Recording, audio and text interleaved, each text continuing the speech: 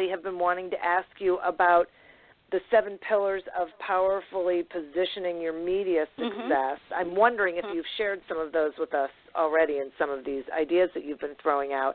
But I would love it if you would share the 7 with my audience. Oh, absolutely, absolutely.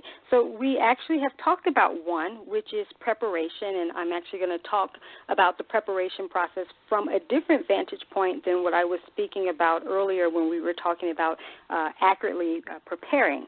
So the 7 pillars for powerfully positioning your media success are preparation, presentation, public speaking, podcasting, publishing, publicity, and profits, of course. And those are very basic, but it's how you use them in the media. And even though all of these areas are very important and we use them all sometimes at the same time, but when it comes to mastery of these pillars, I really recommend only working on your maybe 2 or 3 major areas at a time.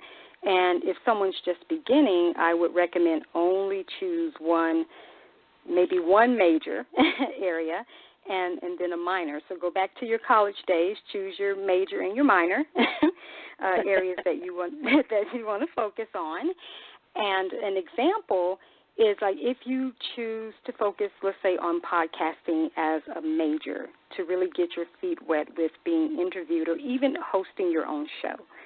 So your minor could be in publishing as you're starting to work on your first book project and you're starting to learn the ins and outs of the media.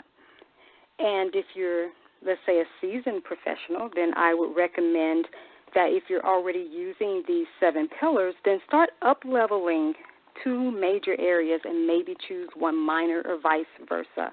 And an example is that you could select, let's say, the area as a major in public speaking to work on your current talk, or you're developing a new talk while you're also working on your profits model.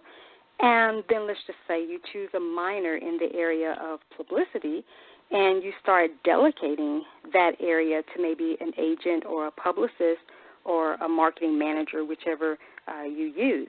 But you want to make sure that you choose the most aligned areas to start working on first, because once you get in the flow and you begin to start creating momentum with these areas, then you can start incorporating some of the others into your next phase.